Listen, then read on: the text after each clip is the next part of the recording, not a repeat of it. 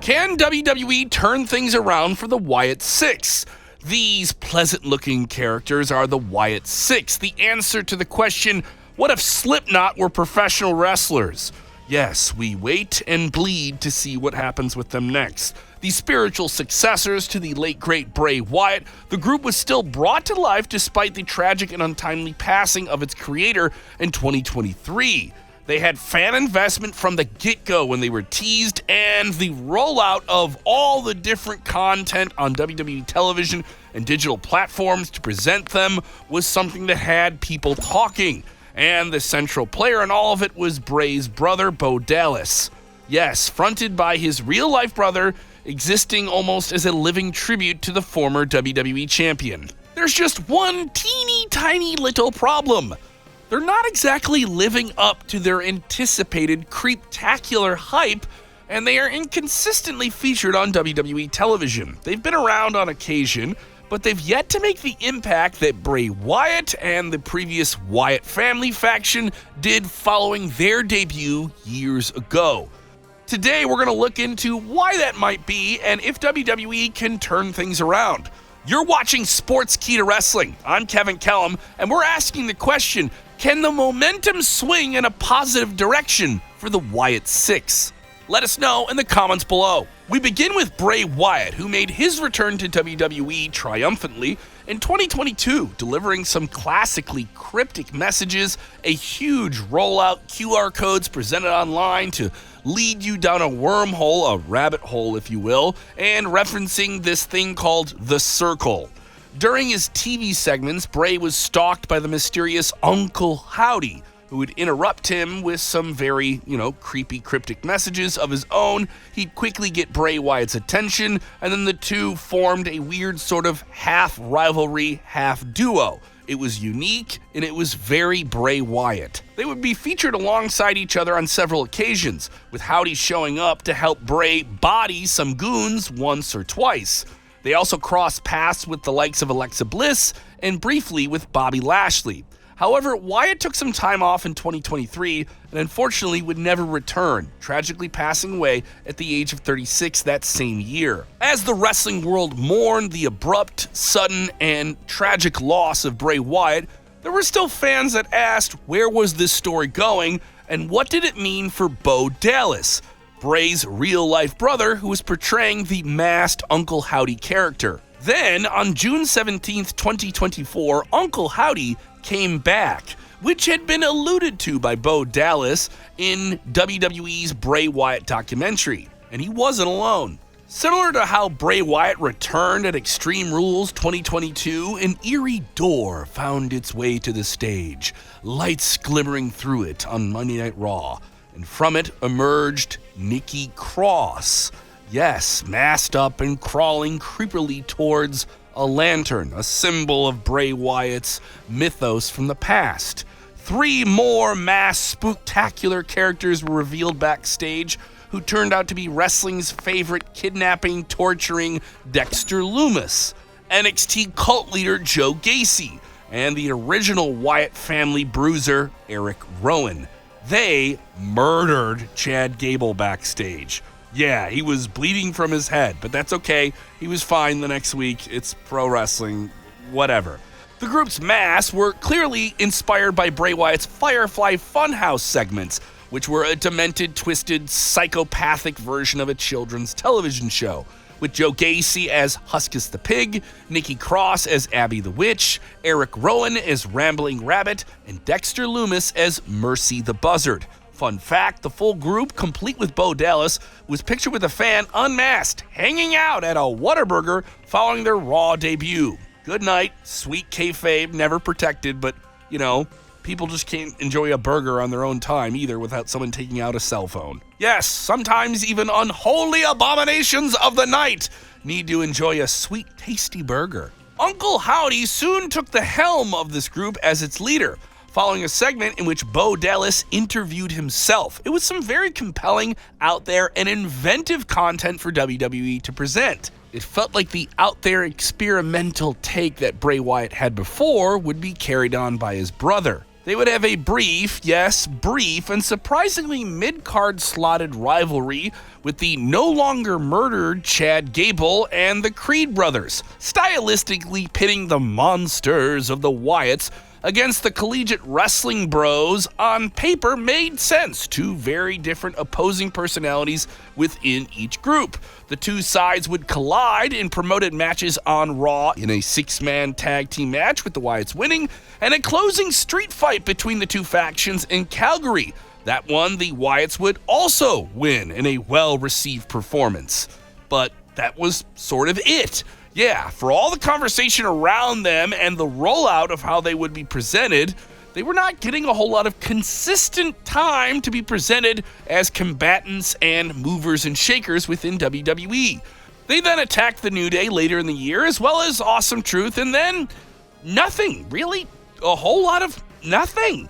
It wasn't clear if injuries or other factors were keeping this new, once again, still very talked about group away from WWE's television cameras. At the time of this writing, they're actually involved in an angle with the Final Testament, a somewhat similar group with creepy, dark intentions led by Karrion Kross. And following an attack that left that group's advisor, Paul Ellering, laid out, things started to develop, but then not really go anywhere. Here's where WWE has the chance to start doing something with this group. They should defeat the Final Testament across the board. Leave the feud as true winners, dominating winners at that. Make this the first of many victories in a long reign of terror. The reason spooky gimmicks like the Wyatt Six in wrestling have worked in the past is because they were featured regularly and presented as a threat to everyone they got in the ring with. An otherworldly threat. The Wyatt Six should be a regular feature on Monday Night Raw. They should be a terror to everyone and continue to be a popular act. They should be continually growing a shadow in the belly of WWE, even if they're not always wrestling. They should slowly pick up on acts like Johnny Gargano and Tommaso Ciampa, Grayson Waller and Austin Theory, maybe even Carmelo Hayes, Dragon Lee. They can all feel the wrath of the Wyatt Six. Viking Raiders, you're next! After that, they could set their sights on another popular group. One in particular comes to mind, that being the Judgment Day. Factions are the thing that have ruled Monday Night Raw since 2022, and by warring with and ultimately defeating the Purple and Black Judgment Day, led by Finn Balor, the Wyatt Six would have the dominant heel group position on Monday Night Raw. That's right, they would be heels, cool heels that some people want to cheer for, but heels nonetheless. They can evenly, permanently end the Judgment Day and really make their point, and Judgment Day, it could be argued, has maybe ran their course. We have a video about that, by the way, on the channel. From here, they could move on to a braggadocious figure who tangled with Bray Wyatt as his final opponent in the, yes, Mountain Dew pitch black glow-in-the-dark battle match at Royal Rumble 23, L.A. Knight. Yeah? At this point, it would be okay for the group, or some members of it, to take an occasional loss. As a group, they could still be powerful, but defeated here and there, especially someone like LA Knight, who would only benefit from these wins. Following that, they could hunt the likes of the top tier of WWE. CM Punk, Seth Rollins, Rey Mysterio, play some mind games, show some grisly, creepy pre-tapes to threaten the foe before they finally have a big showdown.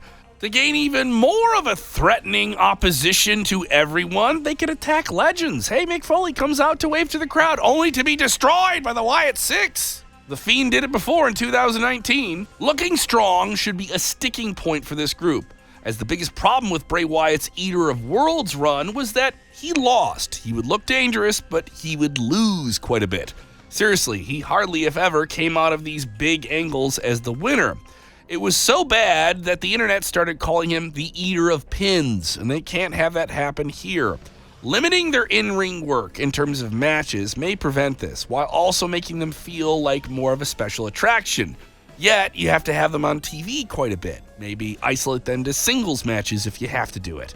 Would they ever cross paths with another big faction like the Bloodline?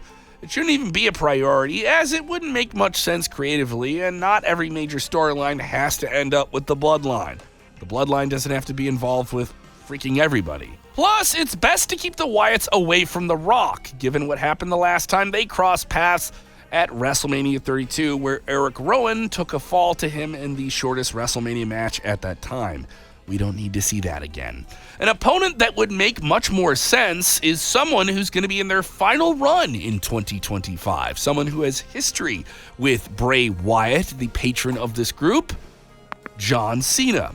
If the group could handle correctly between now and his retirement, Big Match Johnny could work wonders against them and elevate them to a whole nother level and still be the valiant babyface hero against the creepy monsters of the dark. At WrestleMania 36, Cena went one-on-one with Bray Wyatt in a Firefly Funhouse cinematic match.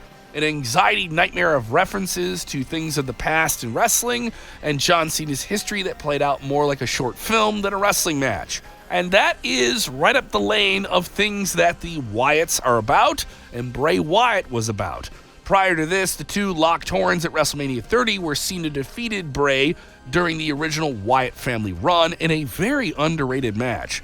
This was not a popular decision for fans at the time, with many being in the belief that it was the beginning of Bray's downfall. But really, was it the beginning of Bray's downfall when he was featured so much on television? It's not just about wins, everybody. He was still on TV a whole lot. The death of his momentum could have started there, but, he was still, once again, all over TV. So, the Wyatts are not completely out of the mix, but they could be soon if things don't change. We need to feel like these are more the Ministry of Darkness players and less of the goofy oddities playing by the low end of the card. Cena could even enlist some help of his own from WWE's upper mid-card players and main event scene to help him fight off the Wyatts, which could be a good thing for everyone involved. Could be. Plus, even if the Wyatts didn't win the feud, they would still get the rub of being in there with John Cena. These are people that are capable of doing awful, mean things to beloved figures, and John Cena is quite beloved. At least it makes some type of struggle, not the John Cena destroys all like the Nexus match from SummerSlam 2010. This can't be that. Beyond that, who knows? Give them a break from TV. Let them terrorize again when they're back. What we do know is there's always a place for spooky gimmicks in professional wrestling. Some might call them dated or wacky, sometimes they're right, but some of the most memorable characters and gimmicks of the last 30 years have been in that spooky paranormal range.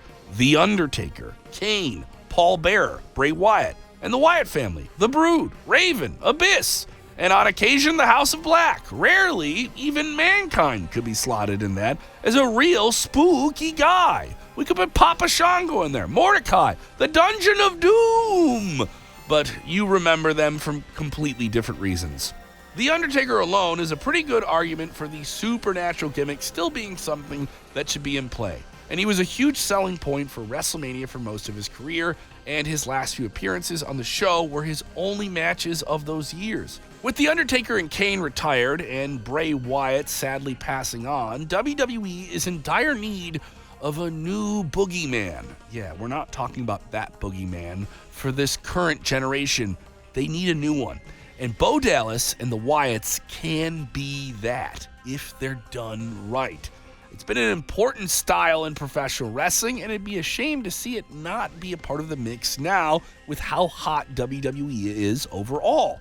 You might have to suspend your disbelief a little bit more, but that's just part of the fun. That's how you got into all of the puzzle solving and going down the rabbit hole and mysterious hints and all of that. People are on board for that, but let's make it count once the bell rings, right?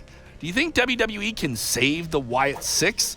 Let us know and get in the comment section below. And don't forget to like, share, and subscribe to Sportskeeda Wrestling for more videos just like this. And thank you for watching. See you soon.